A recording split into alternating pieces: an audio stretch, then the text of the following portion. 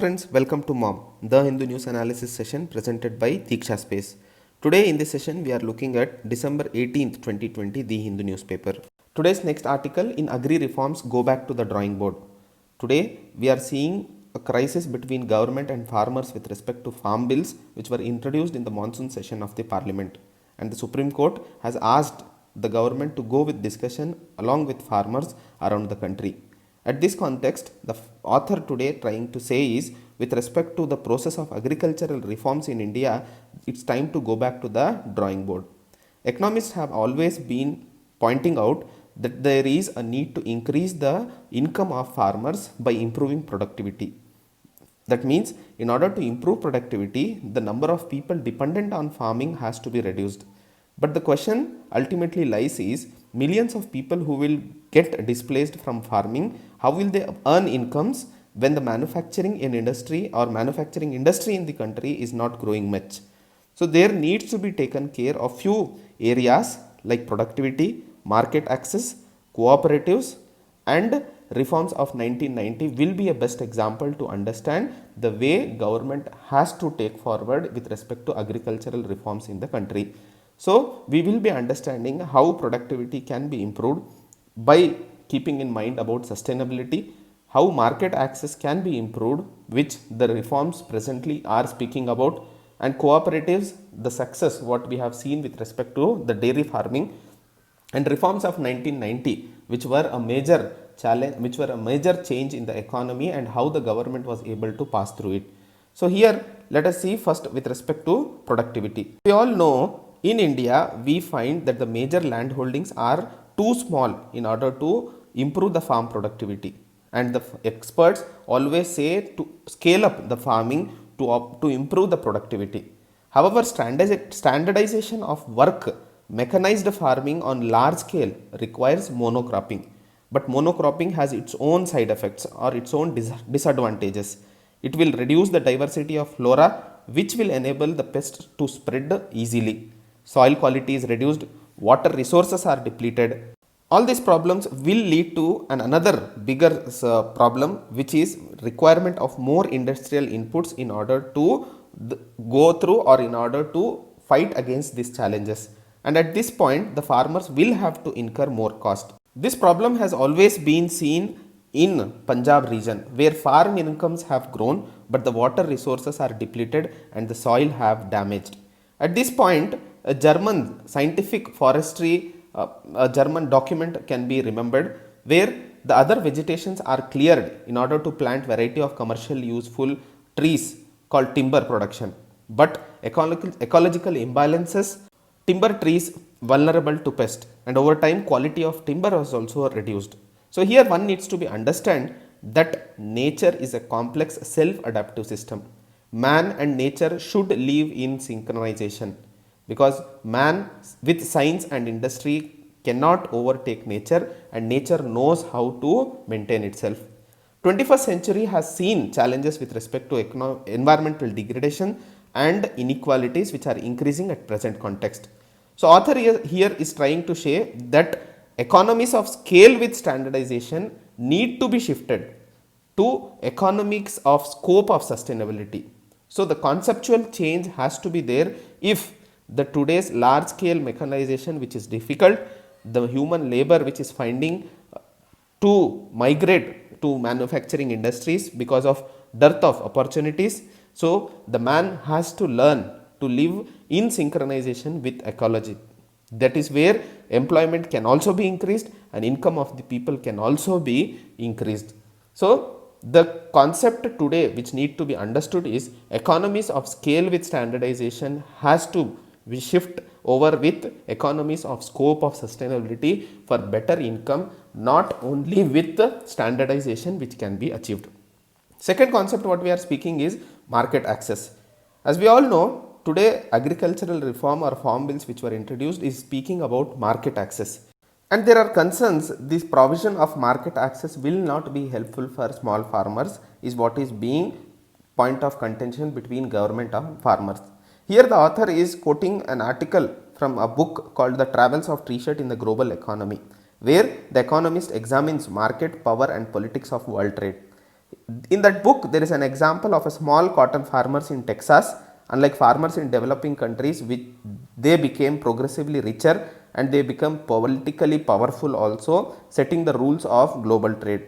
This shows that the farmers formed collectives to own upstream processing and marketing linkages when they joined global supply chain. The same has to happen in India if it has to get the profit of moving forward. The third context what we are speaking is strengthening cooperatives. As we all know, cooperative ownership and collective bargaining has to be strengthened in India in order to give more power to small farmers before opening markets to larger corporations. If you see the example of Indian dairy sector, per person's productivity which is much lower than New Zealand and Australia dairy farmers, but yes, there is a reasonable increase in the income of farmers with respect to dairy sectors only because of collective aggregation. It has also got a hand or acquired political clout. If you see, the Indian government was pressurized to accept the regional comprehensive economic partnership agreement in order to connect the Indian economy with larger supply chain. That is the strength of cooperatives which can add benefit to the farmer's life. The third thing what we are speaking here is the reforms in 1990s that was done on the basis of discussion with respect to democracy consultation and process for economic reforms were informed to the people. Today, the situation of crisis what we can understand is it is revealing the inequalities of understanding the process by which complex economic reforms are evolved. So, the need of the hour is whenever there is a bigger or larger reform which is going to affect in central and state wise, then the need is to understand both have to move forward in hand and the people need to be thought of about the reforms what are being going to happen. But the major question today among the farmer is, yes, it is promised that there is a growth in income which is going to happen after the farm bills are going to be introduced. But the question among the farmers is when it is going to happen.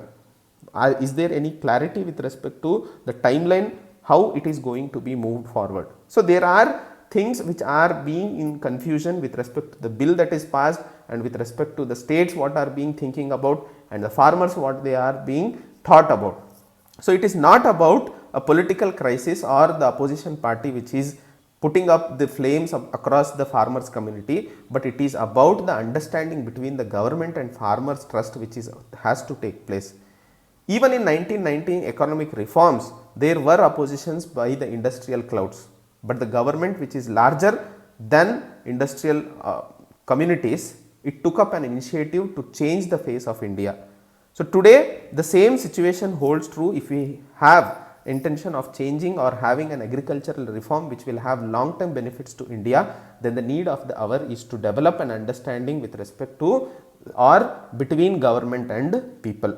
So, here the author is trying to say that the policy makers must improve their expertise in solving multidisciplinary problems and they should speak or rather only involving agricultural experts. There is a need to involve experts from all the domains that includes farmers, citizens of this country also in order to evolve a policy which is equally accessible and equally acceptable by everyone or every domain of the people.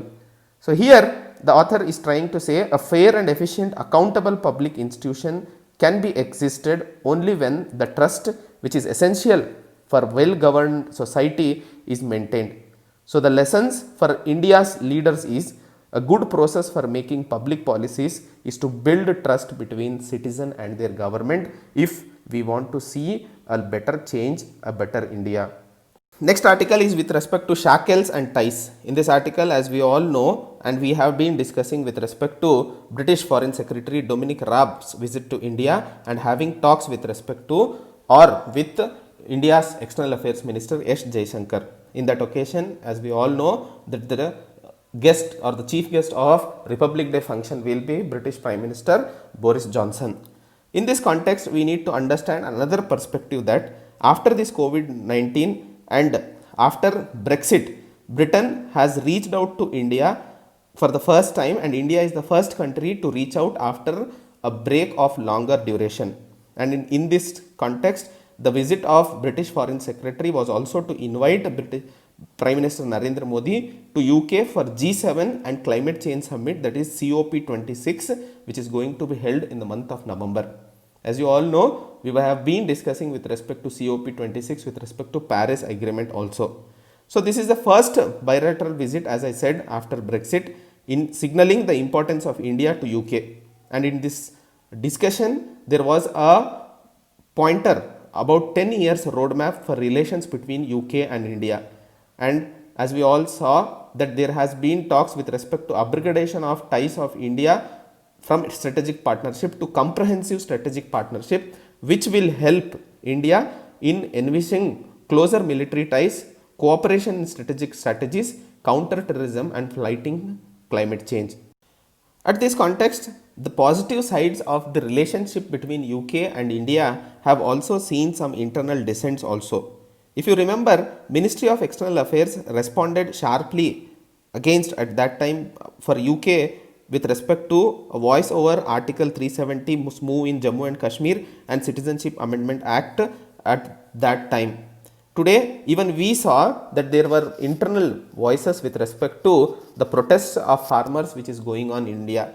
At this context, British Foreign Secretary Mr. Raab said any intense protest or any activity in India is actually going to affect the politics of Britain also. That is the state of relationship or the connection between India and Britain, because the Indian Britons or British Indians who are in UK, they have always been following up, and the politics of British UK has also been following up the crisis in India, what has been happening. Next article, we have been reading about sanctions overreach. If you all remember, US has put on CAATSA sanctions over Turkey for the purchase of S-400 air defense missile system from Russia. If you all remember, we discussed in detail in the previous articles also about CAATSA, countering America's adversaries through Sanctions Act. This was published or passed in 2017 for the sanctions or the countries which have transactions with Iran, Russia and North Korea. Here in this article, the author is trying to say that it is a clear conflict on the sovereignty of any country by USA. Turkey, which has ordered or purchased S-400 Triumph missiles, and there were talks that Turkey has been into this deal from 2017. Knowing that the Turkey, which is a NATO ally of USA, and moving forward this deal from last 3 years, the sudden putting of sanctions over Turkey is actually going to develop a crack in NATO, which has already started. If you all remember, among the NATO allies, there has been already the cracks which are going on. Turkey, Greece and Turkey, France are the issues which makes us understand that the cracks in NATO are deepening. So the act of US, which is completely or clearly against the sovereignty of nation in the present global order which is changing, is actually not right, which is being presented here. In this article, there are also pointers which are showing that India, which is in the way to acquire S-400 missile air defense system from Russia, and how that is going to act, or with respect to Indian context, what this CAATSA actions is going to entail. In detail, we will be discussing what CAATSA is actually going to affect a country in which all directions. That is, there is another article in today's news analysis we will be discussing in detail. So the act what US is going forward with respect to the sanctions on any country will only distance its friends rather than creating a global order where everyone can mutually grow and everyone can live peacefully. So in this article, we need to understand that in the present global order which is changing, so attack on a sovereignty of any country is not right. Next article, converting waste to energy. In this article, we are going to discuss on December 2nd, Karnataka Chief Minister B.S. Yediyurappa has laid a foundation stone for waste to energy plant near Biddi, that is in Karnataka. And this plant is expected to process 600 tons of inorganic waste, which Bengaluru generates around 5,000 tons of daily. In these 5,000 tons of waste, 2,500 tons is organic, 1,500 is inert material, 1,500 tons is around inorganic material. Here a very important concept in science and technology which we need to learn is this blad quality plastic or clothes pieces which were used can be processed as refuse derived fuel. Please remember this, refuse derived fuel, and this can be a great technology in India. This refuse derived fuel has higher calorific value of around 2500 kilojoules per kilogram, and this can be used to generate steam energy. This steam energy, which in turn can convert into electrical energy, it is what is to be understood here. This is better than the burning of coal or other materials which are used in traditional waste to energy plants. In Bangalore, this is going to be a new plant, and this is going to be a new technology model which will act as an exhibit for the other states to understand. So, the RDF plant or refuse derived fuel plant, which is going to come up with a 50 tons of inorganic waste, we can be able to develop around 1 megawatt of power.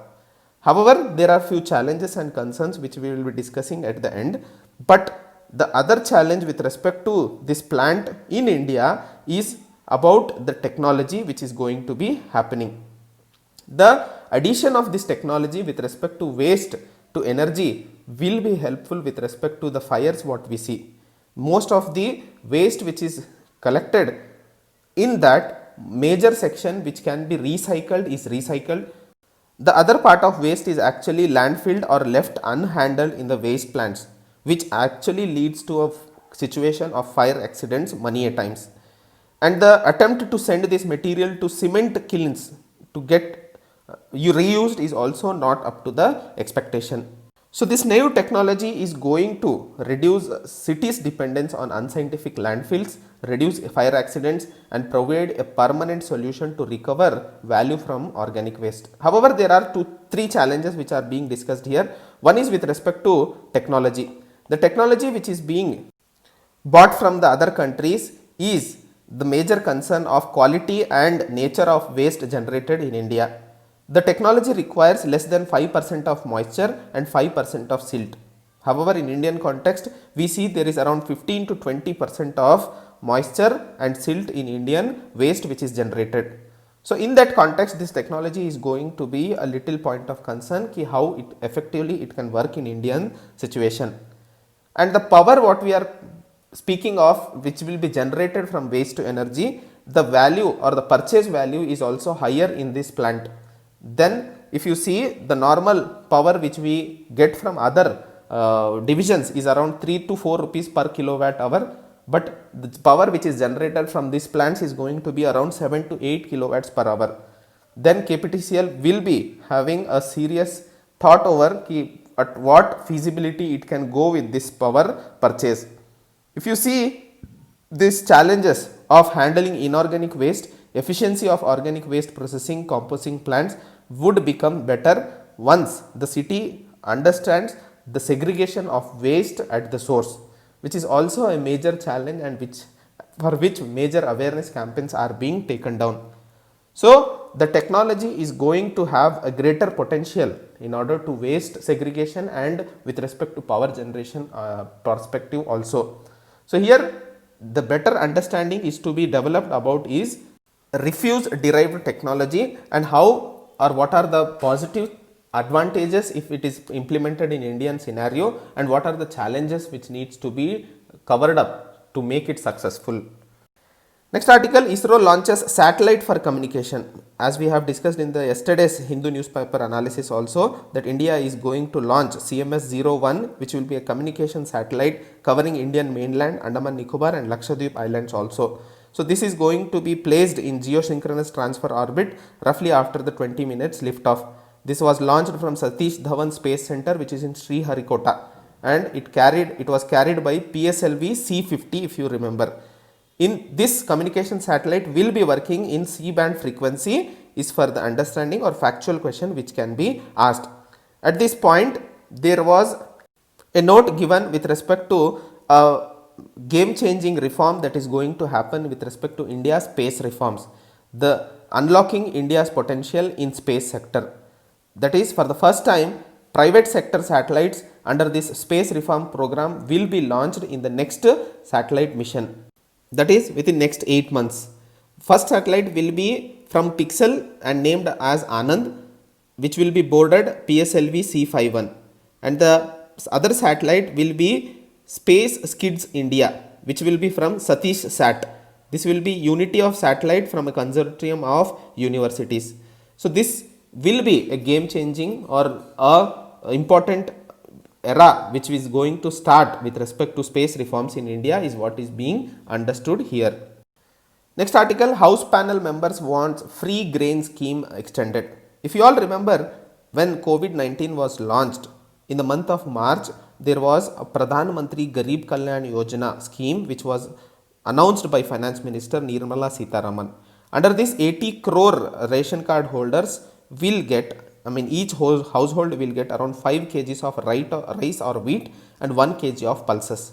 And this was for the first 3 months, that was in round 1 till June 30, and it was extended till November 30th.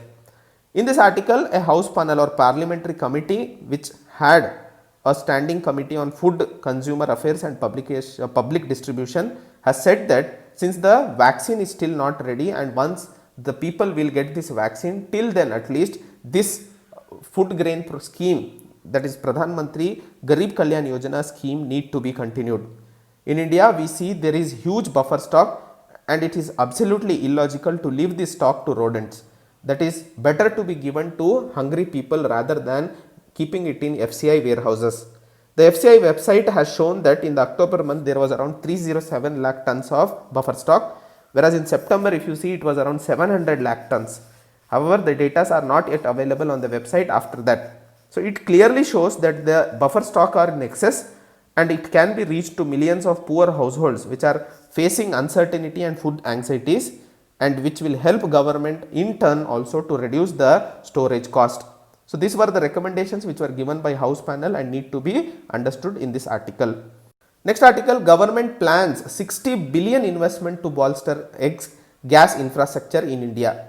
This article is being discussed in the context of Petroleum Minister Dharmendra Pradhan saying that government has planned to invest $60 billion to create gas infrastructure in India, and that is going to increase the current energy mix in share of gas in India to around 15% by 2020. If you can see, the current share of gas in energy mix is around 6%.